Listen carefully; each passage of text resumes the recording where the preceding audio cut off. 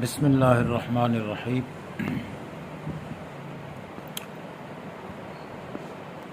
کتاب تعبیر رویا کے سلسلے میں مقدمہ پیش کیا جاتا ہے۔ تعبیر خواب ایک عظیم الشان علم ہے، اور اس علم کے حاصل کرنے کا فائدہ یہ ہے کہ آئندہ کے حالات جو آدمی کو پیش آئیں گے وہ اس علم کے زور پر منکشف ہو جاتے ہیں، ظاہر ہو جاتے ہیں، کھل جاتے ہیں۔ چنانچہ حضور سید کائنات صلی اللہ علیہ وسلم فرماتے ہیں خواب کے متعلق، فرمایا کہ لم یبق من النبوہ الا المبشرات، قالوا ما المبشرات قال الرؤیا الصالحہ۔ آپ صلی اللہ علیہ وسلم نے فرمایا کہ میرے چلے جانے کے بعد میں نبوت میں سے کوئی چیز باقی نہیں رہے گی مگر میری امت کے لیے مبشرات باقی رہیں گے۔ صحابہ کرام نے جب مبشرات کا نام سنا تو عرض کیا کہ یا رسول اللہ مل مبشرات، مبشرات کیا چیز ہوتی ہے؟ تو آپ صلی اللہ علیہ وسلم نے جواباً کہا کہ الرؤیا صالحہ، یعنی نبوت میں سے ایک چیز باقی رہے گی مبشرات، وہ خواب ہوگا آدمی کا صالحہ، یعنی درست صحیح۔ حضرت ابو ہریرہ رضی اللہ تعالیٰ عنہ سے یہ روایت ہے، اور یہ روایت بخاری شریف میں آئی ہے۔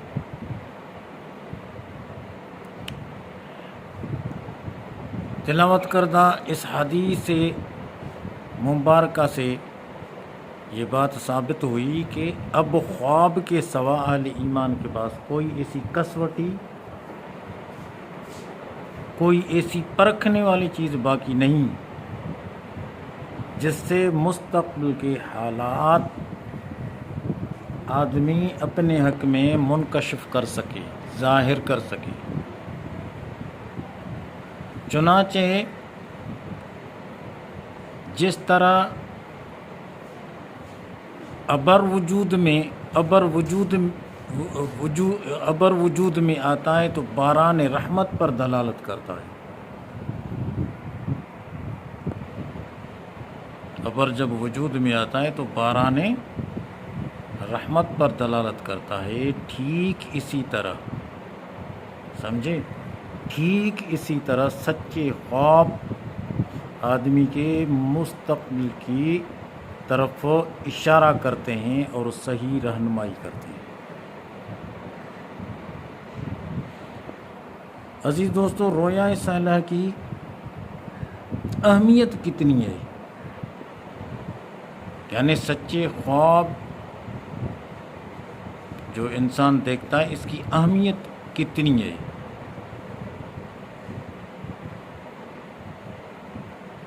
آپ اس بات کو اس طرح سمجھیں کہ خواب کی اہمیت اس حقیقت سے بھی ظاہر ہے کہ وحی الہی میں سب سے پہلی چیز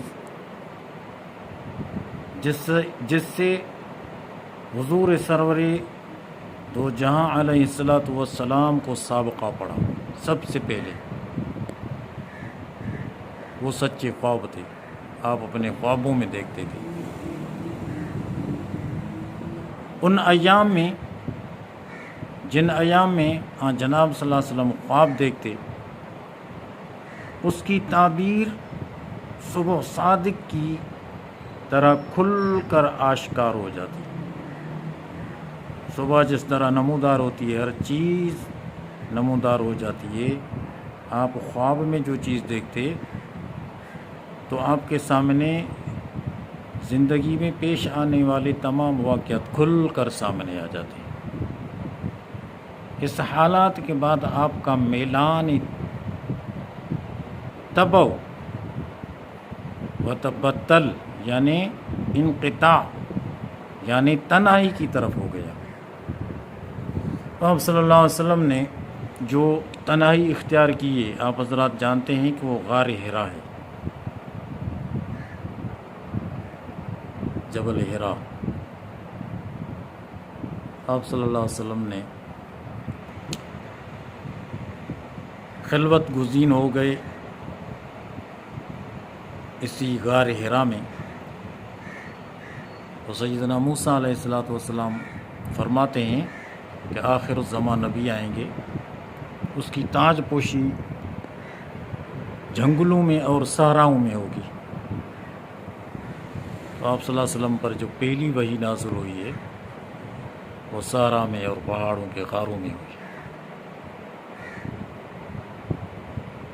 تو سچے خواب کی فضیلت اس امر سے بھی ظاہر ہے کہ اسے جزء نبوت کہا گیا ہے۔ چنانچہ حدیث میں مروی ہے، آپ صلی اللہ علیہ وسلم نے فرمایا کہ قال رسول اللہ صلی اللہ علیہ وسلم الرؤیا صالحہ جزء من 46 جزء من النبوہ۔ آپ صلی اللہ علیہ وسلم نے فرمایا سچا خواب نبوت کا 46واں حصہ ہے۔ اس حدیث سے معلوم ہوا کہ رؤیا صالحہ علوم نبوت کا ایک جز ہے۔ تلاوت کردہ اس حدیث سے یہ معلوم ہوا کہ رؤیا صالحہ یعنی سچا خواب علم نبوت کا ایک جز ہے، اور علم نبوت باقی ہے، وہ نبوت جاری نہیں ہے لیکن علم نبوت باقی ہے۔ دوسرے لفظوں میں سچا خواب نبوت کا پرتو ہے۔ وہ خواب دیکھنے والا نبی نہ ہو، جیسے کہ بعض دوسری روایتوں میں آیا ہے کہ خواب دیکھنے والا نبی نہیں ہوتا، جیسے بعض روایتوں میں آیا ہے، اور وہ یہ بات آئی ہے کہ نیک روش، حلم اور بردبار اور میانہ روی اختیار کرنے والا آدمی کے پاس جو یہ صفات ہیں، یہ نبوت کی صفات میں سے کچھ صفات ہیں۔ دیکھو، ایک نیک آدمی ہے، نیک روش والا ہے، صاحب حلم بردبار ہے، میانہ روی اختیار کرتا ہے، تو یہ نبوت کی صفات ہے، یہ بہت سعادت مند آدمی ہے۔ اللہ اس پر خوش ہے، زمین اس پر خوش ہے، آسمان اس پر خوش ہے، تو یہ بہت بڑا سعادت مند آدمی ہے۔ عزیز ساتھیوں، جزء نبوت کا صحیح مفہوم اور اس کی حقیقت کیا ہے کہ خواب نبوت کے اجزاء میں سے ایک جزء ہے۔ تو اس سلسلے میں بعض علماء کے نزدیک جزء نبوت سے وہ نسبت مراد ہے، نسبت، جوڑ، نسبت مانا جوڑ، جو دوست ایک دوست کے ساتھ جوڑ رکھتا ہے، اس کے ساتھ تعلق رکھتا ہے، اس کی طرف دھیان رکھتا ہے، تو وہ نسبت مراد ہے جو عام مومنین کی زندگی میں ابتدائی طور پر وہ کمزور ہوتی ہے نسبت، اور یہ عام مومنین کے اندر ترقی کرتے کرتے نبوت کی جو اعلیٰ استعداد ہوتی ہے وہاں تک پہنچتی ہے۔ سمجھے؟ چونکہ نوع بشر میں یہ ابتدائی استعداد نہایت ضعیف اور کمزور ہوتی ہے، نبوت کے ساتھ جوڑ نوع انسانی کے اندر ابتدا میں بہت کمزور ہوتا ہے، اور اس ضعف کے علاوہ ظاہری حواس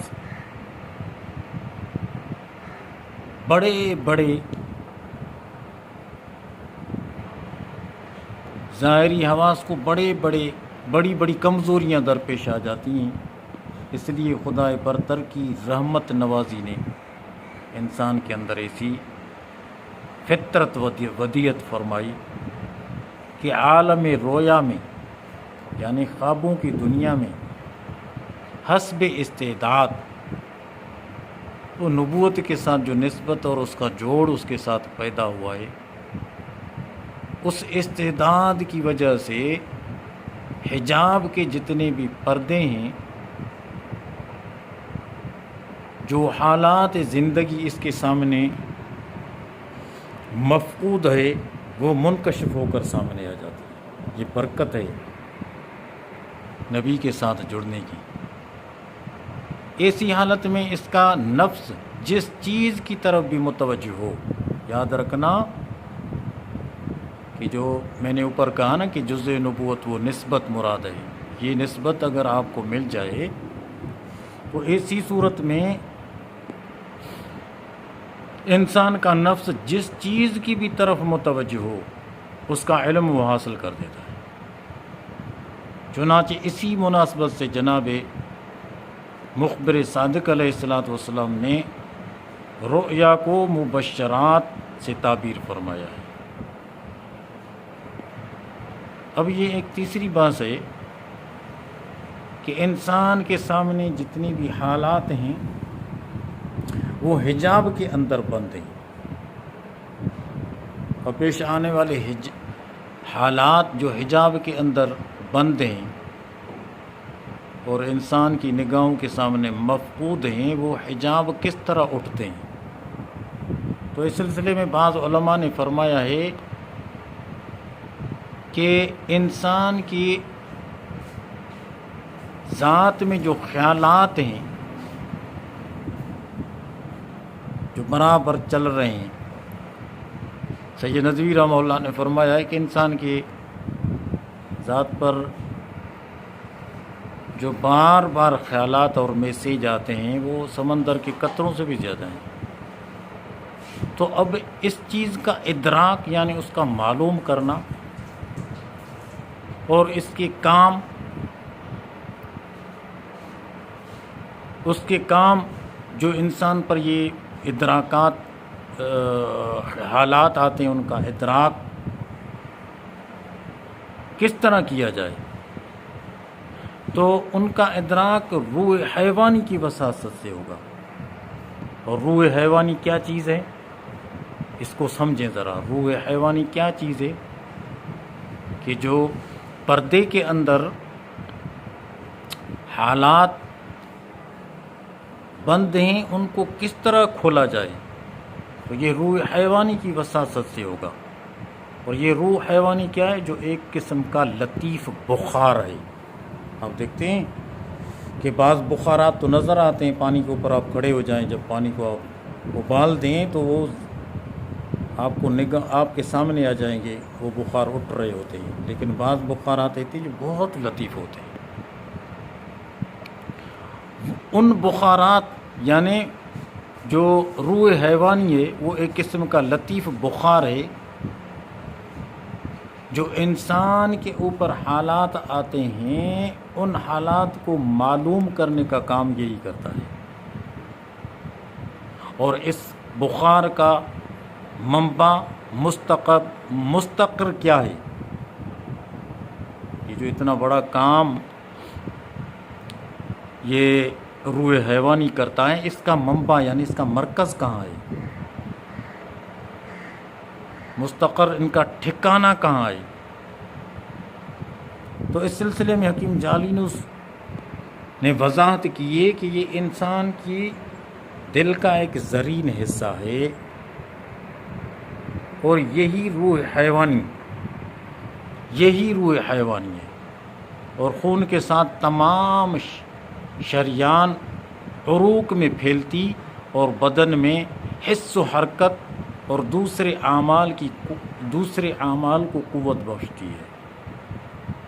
اسی لطیف بخار کا کچھ حصہ دماغ کی طرف صعود کر کے دماغی برودت کہتے ہیں ٹھنڈک کو، برودت سے اعتدال پاتا ہے۔ جب برودت کا زور ہو تو اس میں اعتدال پیدا ہو جاتا ہے۔ اس کی مدد سے دماغی کنواں اپنے کام میں سرگرم رہتا ہے۔ گویا انسانی خیالات بھی اسی حیوانی روح کی مدد سے ادراک کرتے ہیں اور ان خیالات کو سمجھتے ہیں، اور اسی کے ساتھ وہ متعلق ہوتے ہیں، کیونکہ لطیف چیز کا تعلق لطیف سے ہی ہوتا ہے۔ اور حواس خمسہ 5 ہیں۔ ہاتھ، اس سے آدمی کسی چیز کو ہاتھ لگا کر محسوس کر سکتا ہے، پیر ہے، پاؤں ہیں، یہ 2 ہیں۔ تیسرا زبان ہے، اس سے چکھ کر کسی چیز کو معلوم کر سکتا ہے، اور چوتھا ناک ہے، سونگھ کر کسی چیز کو معلوم کر سکتا ہے۔ آنکھ ہے 5ویں نمبر پر، اس کو حواس خمسہ کہا جاتا ہے۔ یہ حواس خمسہ لگاتار کام کرنے سے مزحمل ہو جاتے ہیں، یعنی کمزور ہو جاتے ہیں، تو روح حیوانی بحسب فطرت اپنی کامل حیت، شکل و صورت پر بلا مدد کسی اور چیز کے ادراک حاصل کرنے کے لیے تیار ہو جاتی ہے۔ یہ کیفیت عموماً اس وقت پیدا ہوتی ہے جبکہ روح حیوانی ظاہری حواس کو چھوڑ کر باقی حواس کی طرف رجوع کرے۔ حواس ظاہری سے روح کی مفارقت میں رات کی برودت، ٹھنڈک جو جسم پر غالب ہوتی ہے، مددگار بن جاتی ہے۔ اس لیے حرارت